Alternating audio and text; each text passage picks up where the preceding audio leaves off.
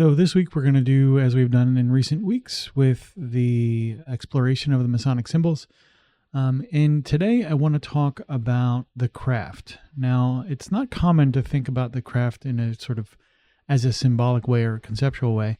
But for our purposes, as we are working on self-development, it makes sense to start to essentially take a lot of the Masonic content and give it a kind of singular focus. So we can say, let's talk about the craft as an entity or as a body.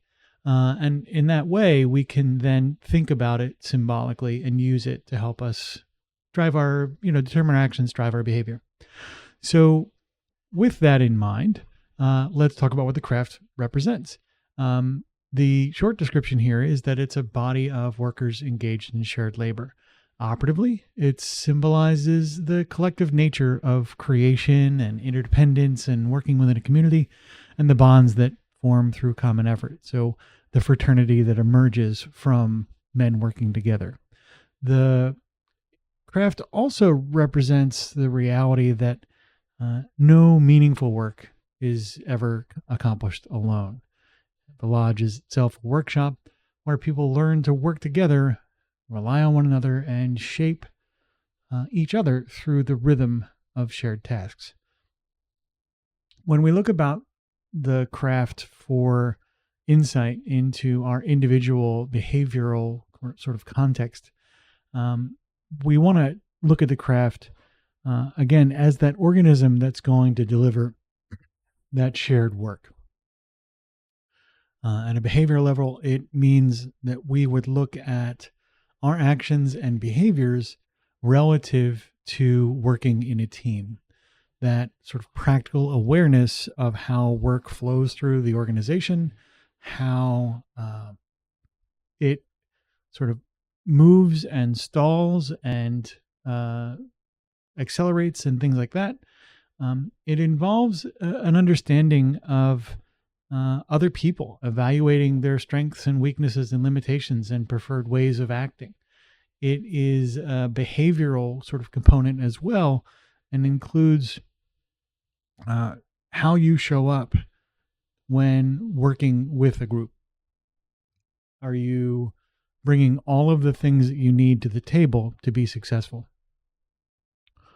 With a behavioral lens on the craft as a concept, you really begin to understand that you are both a part of a whole and interacting with the elements of that whole as if they were other sort of people or objects, right?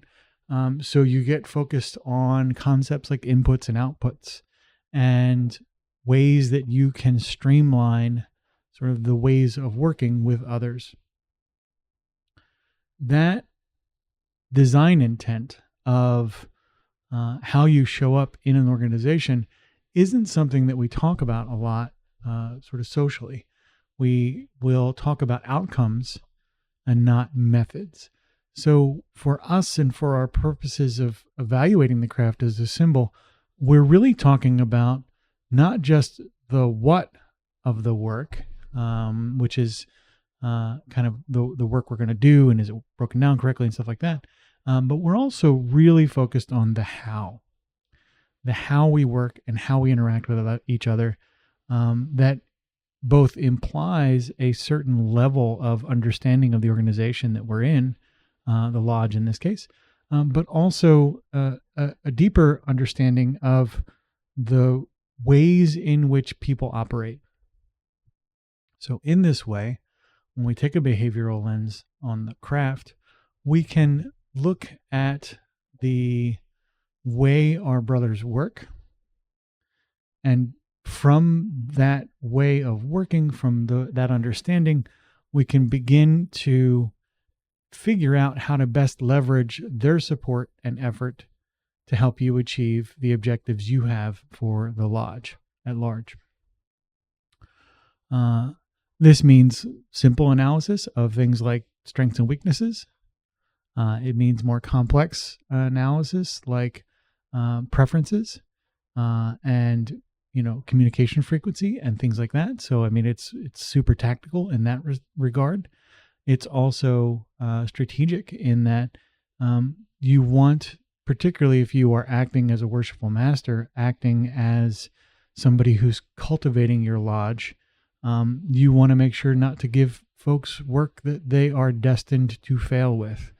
There is a right amount of work, a right way for the right people at the right time.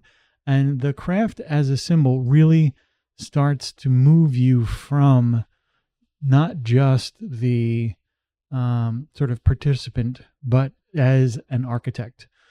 When you move to that space, you can start looking at the different members of the team and help them become the best sort of teammate that they can be.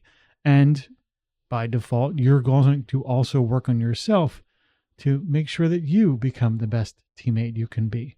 And so that's kind of the behavioral take on the craft. There's more relational stuff that's going to come. And again, we'll talk about that as well as a few surprises this week. And I'll look forward to speaking to you in the next episode.